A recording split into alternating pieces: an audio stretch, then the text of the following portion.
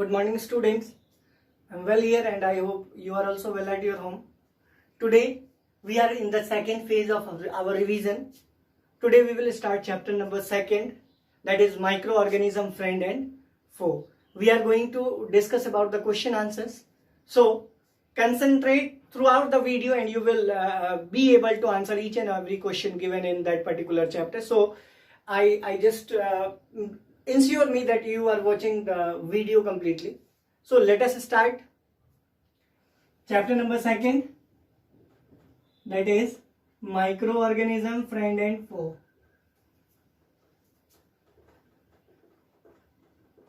Friend and foe. Foe. Clear hai? In this, let us start question number 1, that is fill in the blanks. First question is fill in the blanks. ठीक है, पहला part, microorganism can be seen by the help of microorganism can be seen by the help of पहला microscope. Microscope क्योंकि micro organism को हम normal आई से देख नहीं सकते, तो इसके लिए जरूरत किसकी पड़ती है? माइक्रोस्कोप की. दूसरा क्वेश्चन क्या है? Blue green algae fix dash directly from air to enhance fertility of soil. दूसरा पार्ट क्या है? Blue green algae fix dash की जगह नाइट्रोजन. वो किसको फिक्स करते हैं? नाइट्रोजन को. फ्रॉम एटमॉस्फेयर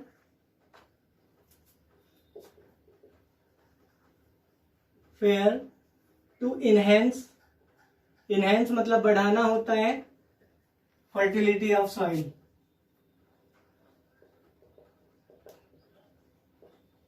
क्लियर है? आई होप यहां तक समझ में आ गया होगा. वो नाइट्रोजन को फिक्स करते हैं, ब्लू ग्रीन एल्गी और राइजोबियम. तीसरा है कि alcohol is produce with the help of. तो तीसरे में एल्कोहल को अगर प्रोड्यूस करना है, प्रोड्यूस्ड बाय, तो एल्कोहल किससे प्रोड्यूस होता है बेटा? तो हमारा आंसर होगा ईस्ट से. किससे? ईस्ट. YEAST, yeast. चौथा पार्ट है cholera is caused by. Cholera is caused by bacteria. किसके द्वारा होता है? बैक्टीरिया. आई होप यहां तक क्लियर हो गया. क्वेश्चन नंबर 2 की बात हम करते हैं. सेकंड में क्या है? Tick the correct answer. East is used in the production of. देखो बेटा, east is used in production of, in production of dash. क्योंकि अभी मैंने आपको बताया था कि अल्कोहल किससे प्रोड्यूस होता है? ईस्ट से. तो कहीं ना कहीं ईस्ट से क्या प्रोड्यूस होगा? तो हमारा आंसर क्या है? अल्कोहल. क्लियर है? नेक्स्ट सेकंड पार्ट जो है वो क्या है देखते हैं.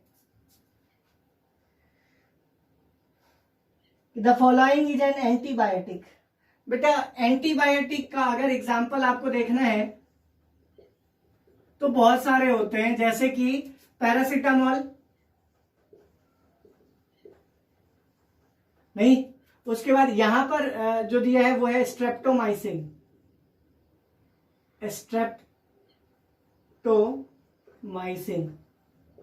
यहां के हिसाब से हमारा आंसर क्या है? स्ट्रेप्टोमाइसिन. ठीक है. नेक्स्ट पॉइंट है carrier of malaria causing is.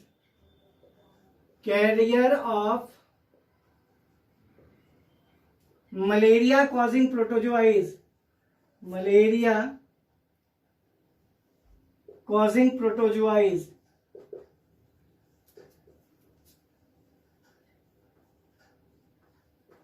तो बेटा मलेरिया कॉजिंग प्रोटोजोआ हमारे पास कौन सा है? तो कभी भी ध्यान रखना है कि मलेरिया कौन कॉज करता है. तो हमारा आंसर क्या है? Female anopheles mosquito. कौन सा है? Female anopheles mosquito. Fourth,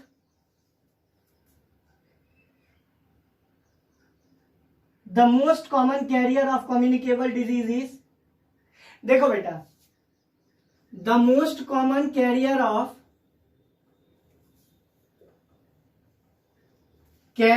communicable disease,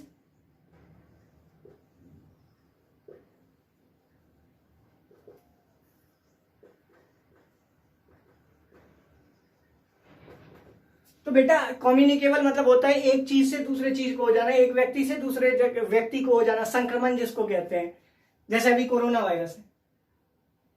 तो उसका जो कम्युनिकेबल डिजीज का सबसे बेस्ट कैरियर है वो कौन सा है? हाउस फ्लाई, घर में जो मक्खी घूमती है। क्लियर है? नेक्स्ट क्वेश्चन है फिफ्थ पार्ट। वो क्या कह रहे हैं?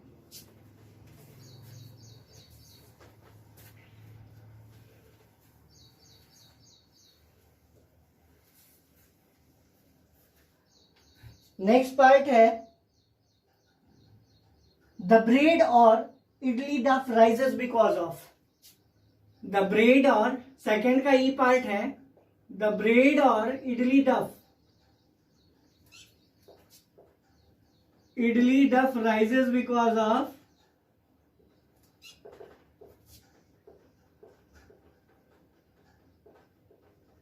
Of dash. क्या है बेटा? Due to growth of yeast cell. किसकी वजह से होता है? ग्रोथ ऑफ ईस्ट सेल बढ़ जाने की वजह से ये इडली डफ में आपने देखा नहीं हो, ब्रेड जो होता है उसको अगर हम कई दिन तक खाली छोड़ दें तो उसमें स्मॉल स्मॉल होल्स होने लग जाते हैं, वो ब्राउन कलर का होने लग जाता है। क्यों? क्योंकि उस पर ईस्ट सेल ग्रो करने लग जाते हैं। आई होप क्लियर है। नेक्स्ट क्वेश्चन है the process of conversion of sugar into alcohol is called, sugar से अगर अल्कोहल बनाना है तो इस प्रोसेस को हम कहते हैं बेटा फर्मेंटेशन। क्या कहते हैं? फर्मेंटेशन। इसको सड़ाना भी कहते हैं। ठीक है? कोई भी चीज अगर सड़ जाती है, किसी भी चीज का सड़ना फर्मेंटेशन कहलाता है। और अगर शुगर से आपको बनाना है अल्कोहल तो उसके लिए फर्मेंटेशन का यूज करना पड़ेगा। आई होप क्लियर है। थर्ड क्वेश्चन है match the following, bacteria, rhizobium, lactobacillus. Match the following है तीसरा।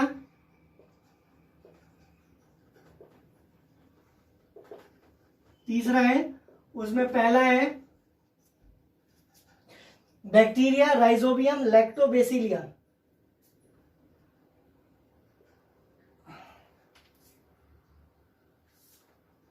बैक्टीरिया,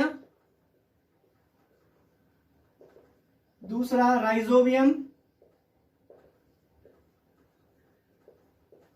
तीसरा लैक्टोबैसिलियस,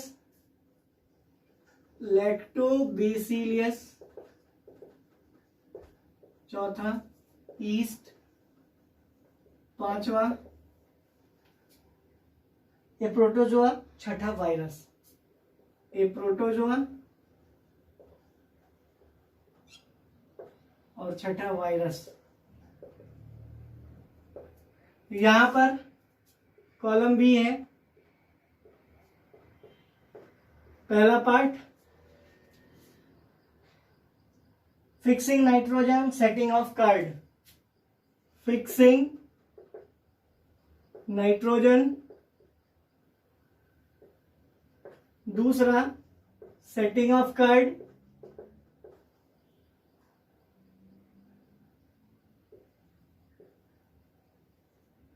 तीसरा baking of bread causing malaria. Baking of bread, चौथा कॉजिंग मलेरिया,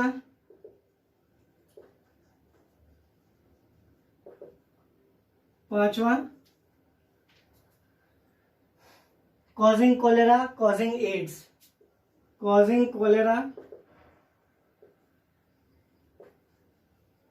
छठा कॉजिंग एड्स, और सातवां प्रोड्यूसिंग एंटीबायोटिक्स, प्रोड्यूसिंग एंटीबायोटिक्स। ठीक है, सबसे पहली बात मैं आपको बताऊं कि बैक्टीरिया से क्या होता है। हमने अभी तुरंत पढ़ा था कोलेरा। राइजोबियम की बात करें तो मैंने अभी बताया था आपको फिक्सिंग ऑफ नाइट्रोजन, इसमें ए और इसमें ई। लैक्टोबैसिलस सेटिंग ऑफ कर्ड में काम आता है बेटा, बी पार्ट। लैक्टोबैसिलस का काम क्या है, सेटिंग ऑफ कर्ड का। उसके बाद east, east baking of bread में काम होता है, इसका सी ऑप्शन। प्रोटोजोआ की अगर हम बात करें तो प्रोटोजोआ में अभी आपको बताया था कि मलेरिया कॉज करता है, डी। वायरस, वायरस के दो काम हैं, एक कॉजिंग एड्स HIV वायरस है और दूसरा प्रोड्यूसिंग एंटीबायोटिक्स। मीन्स व्हाट कि F और G दोनों ही किसके ऑप्शन हैं, वायरस के। क्यों, क्योंकि ये दवा बनाने में भी काम आता है और ये एड्स भी कॉज करता है। आई होप क्लियर हो गया, यहां तक कोई प्रॉब्लम नहीं है। अब नेक्स्ट क्वेश्चन हम डिस्कस करते हैं, क्वेश्चन नंबर 4 जो है हमारा, वो क्या है हम एक बार देखेंगे अभी। क्वेश्चन नंबर 4 जो है हमारा, can micro organism be seen with naked eyes, if not how can they be seen. Question 4, can micro organism B seen by naked eyes, micro organism be seen by naked eyes,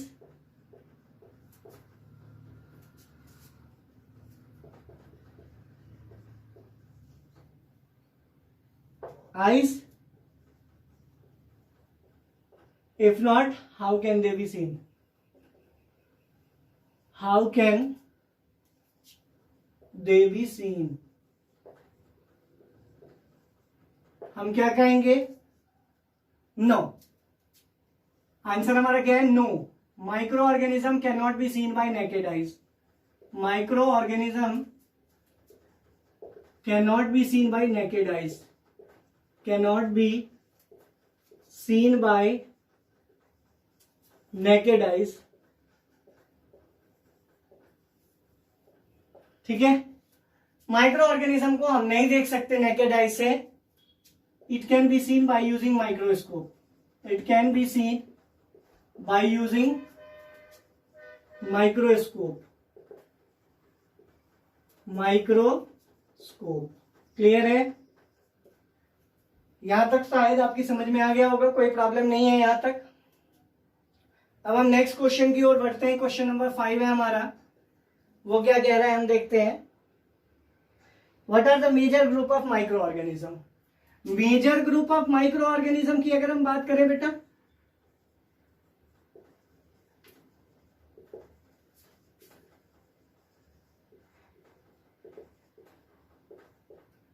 कौन कौन से हैं।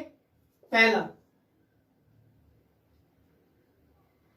Virus, virus एक अलग category में आता है, हम कहेंगे बैक्टीरिया। ठीक है, दूसरा फंगी, तीसरा प्रोटोजोआ और चौथा एल्गी। ये 4 है बेटा, एल्गी, प्रोटोजोआ, फंगी और बैक्टीरिया। क्लियर है। नेक्स्ट क्वेश्चन है हमारा क्वेश्चन नंबर 6। ये क्या कह रहा है, name the micro organism which can fix nitrogen in the soil. तो हम क्या कहेंगे, कौन सा माइक्रो ऑर्गेनिज्म है, तो हम कहेंगे ब्लू ग्रीन एल्गी, एल्गी या फिर राइजोबियम, इन दोनों में से कोई भी है। Fixes the nitrogen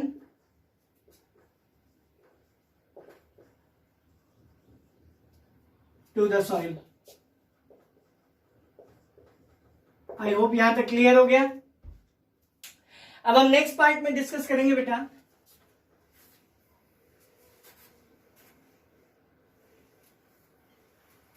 question number 7 को, जो कि है Write 10 lines on usefulness of microorganism. 10 lines on usefulness of microorganism. 10 lines, question number 7. 10 lines on usefulness.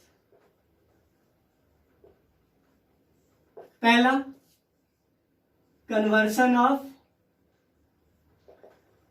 milk into curd. दूसरा, fixation of nitrogen.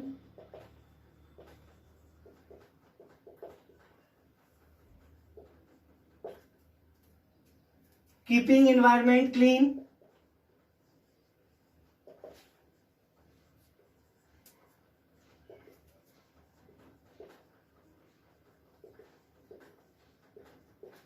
By decomposition. चौथा,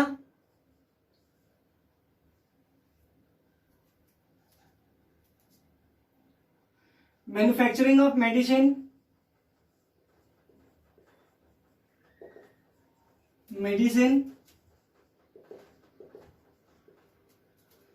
पांचवा, acting as food to animals.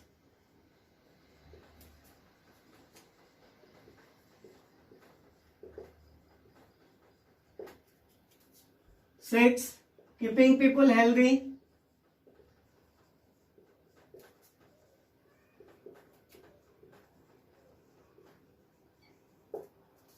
Seventh, maintaining ecological balance.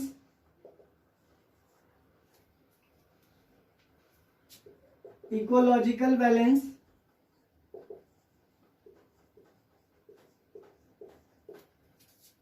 Increasing fertility of soil.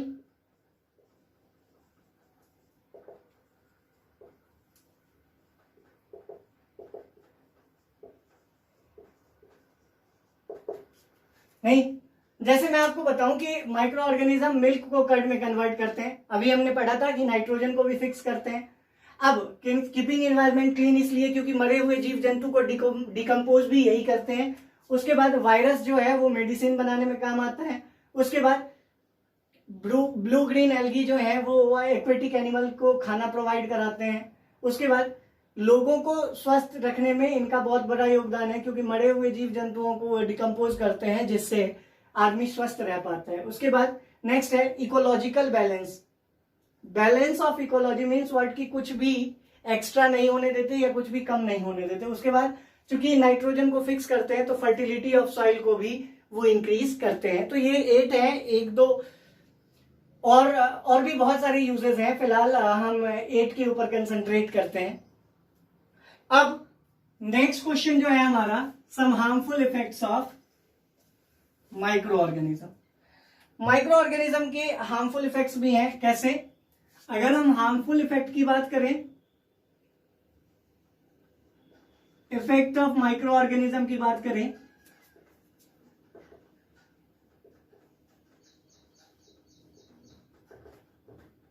पहला, causes food poisoning.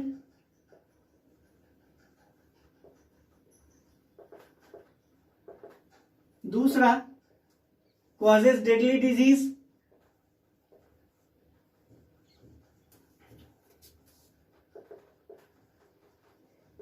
तीसरा, causes health issues. चौथा, responsible for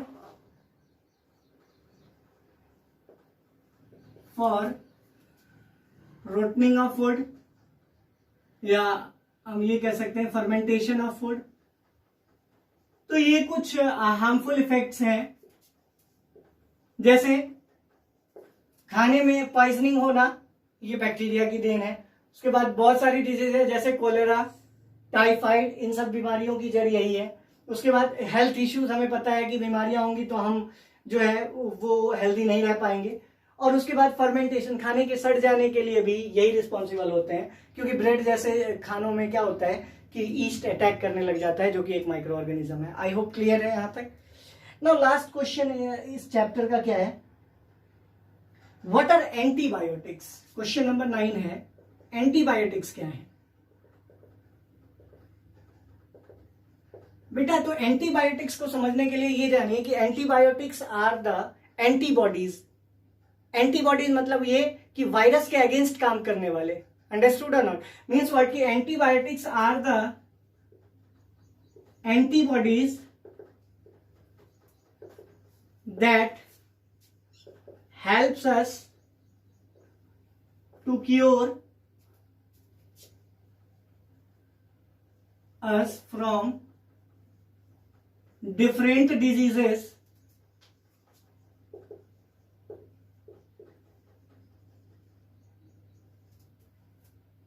and provides relief immediately।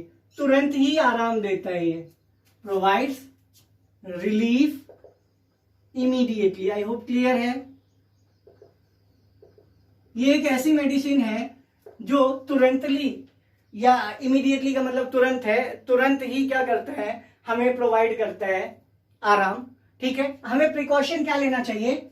Do not take antibiotic without consulting doctor. Do not take antibiotic without consulting doctor, without consulting doctor. I hope clear है, समझ में आ गया होगा। और दूसरा और लास्ट पॉइंट ये है, डू नॉट टेक ओवरडोज। ज्यादा ना खा लें अगर तबीयत ज्यादा खराब हो तो, टेक ओवरडोज ऑफ इट।